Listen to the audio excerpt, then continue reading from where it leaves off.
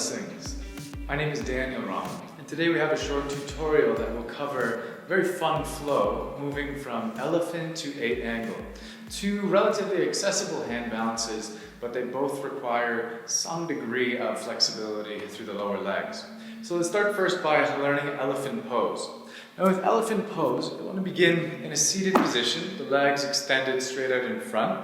We'll start first with the right leg. So you want to think about bringing your right knee above the right elbow, almost like you're throwing on the strap of a backpack. Ideally, you get the knee as high above the elbow as possible, but even just having it slightly above will allow for this posture to work for you. Now, one thing to help this pose is you can think like this leg, this right leg, it's a very hungry leg. Okay, so you want to think it's constantly biting down on top of your right arm. That's going to help you to stay stable in the pose.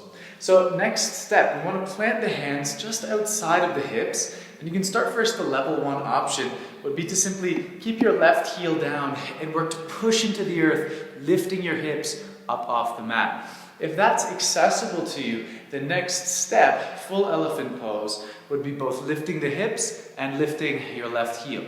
So you can see here we've got the trunk and the ear, hence the name elephant pose.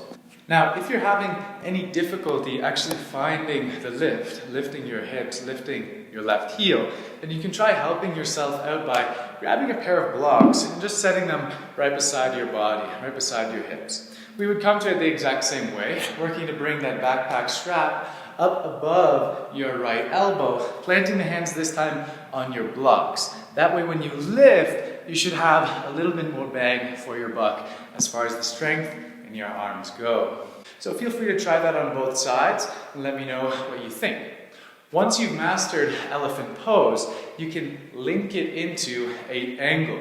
We do this by first finding again your elephant pose.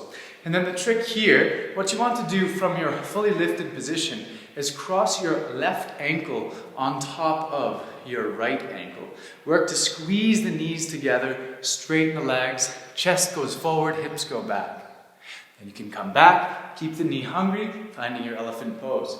So this one, once you master the transition, moving from one to another, it's a great way to develop some strength through the core, flowing forward and backward, forward and backward, forward and backward. You get the idea. Now with this pose, the main thing is that there needs to be equal weight on either side of the hands.